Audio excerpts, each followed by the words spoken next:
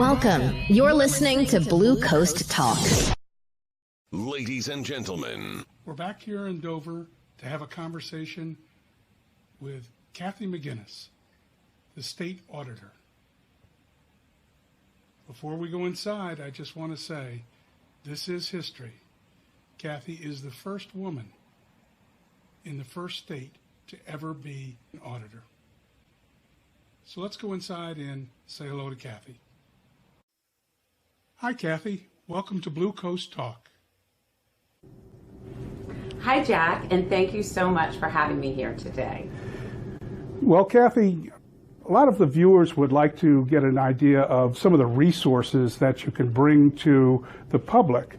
Now, you've been talking quite a bit, and I do want to say congratulations.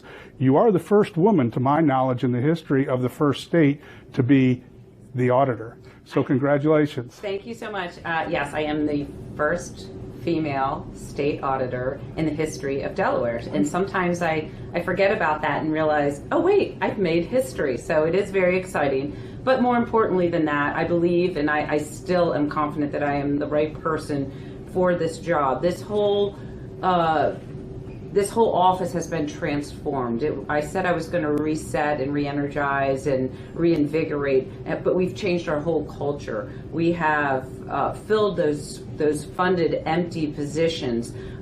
We have great perspectives. I have a fantastic staff that I am nothing without, who have helped me and helped shape this office. And there has been so much that we've done in such a little time. It is very remarkable. For those of you who paid attention to the first 100 days, we had a press conference, we did a lot of media, and we let you know all the great things we did, filling 12 positions that were vacant, looking at the jobs, looking at the teams, looking at best practices, talking to other people across the country. Where are we? Where should we be going? Looking at the manuals, having input from the staff. Everything's been a joint effort here, I believe, and bouncing ideas off other people, because maybe sometimes there's something that you didn't think about, and I certainly do not have all the answers, and I want to incorporate everyone, so it's more of a team effort here. Also looking at what's been left hanging, what can we complete, and where do we need to go. So one of the things that I said I was going to do after, and which we have just completed and had a separate press conference, so about 6 months into this job, after being sworn in January, has been auditing the auditor's office. And that was a real eye-opener, not to really talk and focus on the previous administration, but where am I on day one, and where do I need to go? So lots going on. Kathy, if I may, what are the top one or two things that perhaps the public would like to know about where you want to take this in the next 100 days? Right. So what we're trying to do is look at all those 56 recommendations. I actually have them in a spreadsheet, and then went through with the column with the timeline and put in what I thought was realistic, and then pass it around to others going, is this realistic? Because in a year I want to be talking to you again and talking specifically about those recommendations and where we needed to go in this office to make it the best office it can be, to make it more efficient, more effective. Because I believe if I get my home and I'll call it my home, if I get my home in order, then we can do a better job for the public. What people do not know or realize, and that's why I do so much outreach. I had 5 different speaking engagements last week. This is every day, all day. What people don't realize is this is their office. This office serves 950,000 people. This is the office of the people for the people of Delaware, for those who should pay attention if they care how their tax dollars are spent. So this office needs to be running like a well-oiled machine. It needs to be functioning, and there's a lot of pieces there that had to be put together, found, kind of like a missing puzzle looking on the ground, and put where they could be re-architected, re-engineered, again with the culture and re-energizing. So there's so many things that are happening, but it's all positive, it's all good. Some of the things that came out of auditing the auditor's office I thought were quite interesting. A lot of it we knew. We knew we had to work on the HR and hopefully get someone in that department, because a lot of our employees are merit employees. But staffing up and having the right staff. Auditing's changed, and when I talk to other states and and such, and find out what they're doing and how they're aligning. They're aligning teams, and they'll have subject matter experts. So there's so much going on that I want to be able to incorporate for Delaware. This is me working overtime for you. So that was one thing. Another thing I thought was interesting are mandates. Mandates are things in the code. We have Title 29, Chapter 29. Those are things that we are supposed to be doing. They're mandatory. Okay, easy enough. You're supposed to do certain things. So we were kind of looking, going, well, why am I doing this? What's that value to the taxpayer or to the agency? What does that mean? Should I be doing this? No. Okay, well then we're not doing it anymore. What about this? Well, I don't know. We haven't done it. Well, why not? Well, I don't know. We haven't. Okay, well, those are the kind of things that, it's tough. And I've told people change is tough. Doesn't matter if it was good or bad. If you won $1 million, it's still tough. It's different. And I know it's hard.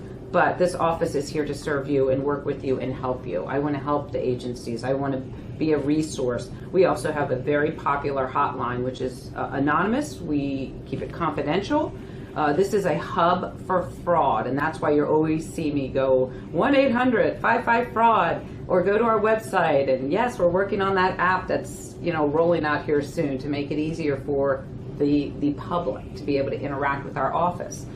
Over 40%, almost 50% of all the tips or the great uncovering or investigations have all come from tips. So there's a public need for interaction, but also we need the public. We rely on the public. We rely on those anonymous letters or those emails or those phone calls or those visits.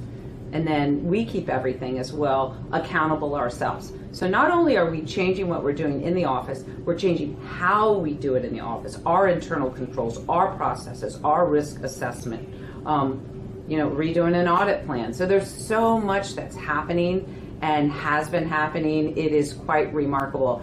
What I find refreshing is there's a couple people who were here in the past, and they are just really excited and overwhelmed, saying, wow, I cannot believe all that's going on now and what we're doing. And I'm really, really excited because, I get the excitement of checking that off the list and helping this organization grow in the right direction and do what it's supposed to be doing. But that in turn benefits Delaware. It benefits the public because this office works for you. It's not my money, it's your money.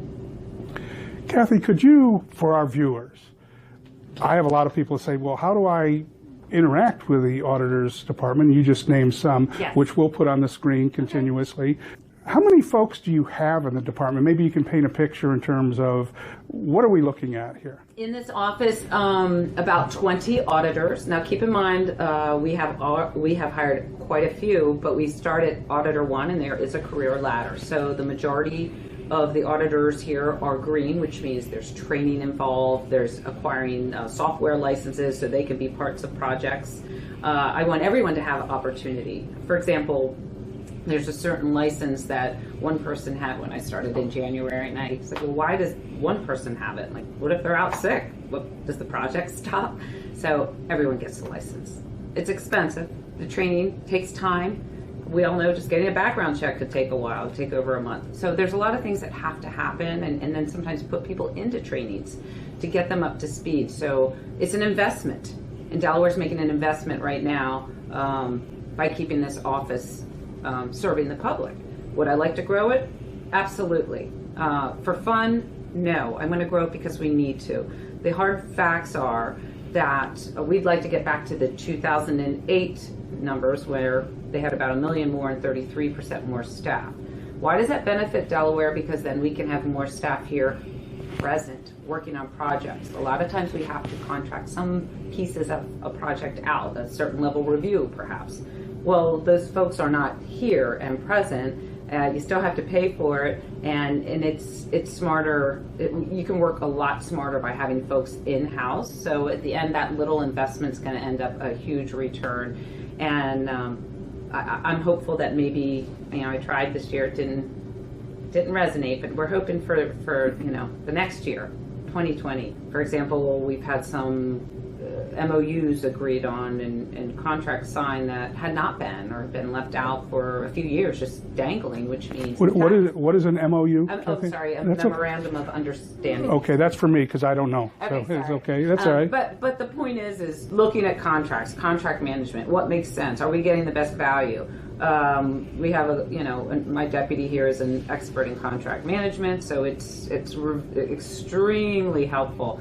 Our hotline's active, so we have everything that's happening. But as you said, how do you get to me? Well, go to auditor.delaware.gov. Please sign up. We're not going to throw a ton of emails your way and make you want to go, oh my gosh, I'm getting something every day. But when you do get something, it will be of value. And if you care to go deeper, we'll have a hyperlink to reports or AUPs or investigations or audits, any of these things. So I've also tried to make it a little easier with a one-page hot sheet. What did we do? Why did we do it? Here are our findings and here are recommendations. Another thing we've implemented is I want to know, okay, we did this project, whatever it may be called, an investigation, an audit, what have you, tracking it. So we can go back in a year and go, okay, did anyone follow our recommendations? Oh, they did? Oh, there was less human error and something worked better? Great, then we know we're doing our job. So again, it's internal control. So if we can run more efficiently, more effectively, and track ourselves and really know what we're doing, that shows value to everybody else outside this office. What are the types of things you're looking for the state? Oh, okay. So what we're doing are the mandates, which we are supposed to be doing. We manage certain contracts. This year, the CAFR, which is like the state fiscal report card, has lottery and DelDOT under it. So you have this large project and different entities involved. But this office still manages that, and anyone who's had to manage something doesn't mean you just sign your name. This could be weekly, daily interactions with different entities, answering questions.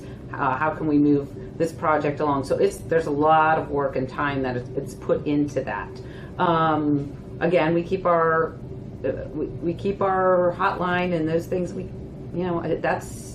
That's something that I'm very, very aware of and protective of, because those are people that are putting their trust, and they need somewhere to be able to go. They need somewhere where they feel I can give this information and they're not going to use my name, or I can give this information, I'm not going to be retaliated. Even though we have whistleblower, people still need to know. It's no different than having the loud party next door at the neighbors where you're wishing they would really turn down the volume, but you don't want to have to call on them because then they're going to know you called on them. That kind of feeling, and we're proud to be able to have that and serve the public in that way.